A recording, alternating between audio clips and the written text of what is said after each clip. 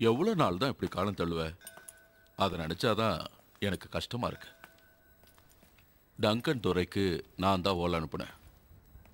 அரண்மனை இல்லை, சேனை இல்லை, பதுங்கி வாழணுங்கிறதா என் விதி போல் இருக்கு. கம்பெனியோட சக்தி கொஞ்சம் இல்லை தம்பி. அது எனக்கு தெரியும். இதை கேளுங்க. எனக்கு விவரம் பத்தாது, வேணுங்கிற அறிவு சூப்பரண்டுதோடு தான் சொல்லித் தரணும். கிறிஸ்டபர் பீலேக்கு எழுதின கடிதத்தோட நகலு என்கிட்ட ரகசியமா கொண்டு வந்து கொடுத்தாரு குமாஸ்தா. செலவுக்கு பணம் தரணும், காவலுக்கு படைய தரணும், இதுக்கு எல்லாத்துக்கும் மேல வேண்டிய புத்திமதியும் தரணும். எழுதினது வேற யாரும் இல்லை, இப்ப கோட்டையத்து ராஜான்னு உரிமை கொண்டாடுற எங்க மாமா வீரவர்மா. கம்பெனிக்கு நாடுகளை கைப்பற்ற அப்புறம் என்ன கஷ்டம் இருக்க முடியும்?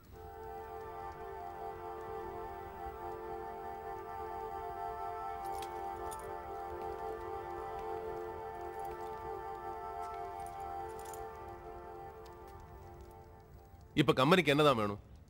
கலவரங்கள் இல்லாம ஆகணும்னு அவங்க சொல்றது வந்து நீ திருவந்தரத்துக்கோ மற்ற ஏதாவது நாட்டுக்கோ போய் 2-3 வருஷம் தங்கி இருக்கணுமா?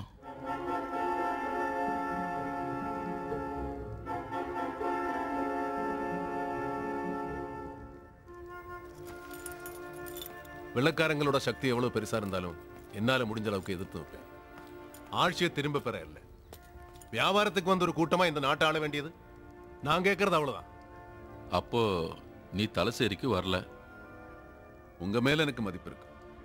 கோட்டயத்துக்கு இன்னைக்கு வந்த கதி நாளைக்கு சிறகலுக்கும் வரும், அதை புரிஞ்சுக்குங்க. என்னையே நாடு கடத்துற ஒப்பந்தத்திலே நான் கையெழுத்து போடுன்னு நீங்க நினைக்கிறீங்களா? நாட்டில் அமைதி வேணும், எனக்கு அதான் முக்கியம். எனக்கும். மாக்கத்துக்கு இப்ப எப்படி இருக்கு? விசேஷமா சொல்ற அளவுக்கு எதுவும் இல்லை. திரும்பி போகும்போது கைதேறிக்கு போவல. ஒரு நட போயிட்டு வா தம்பி.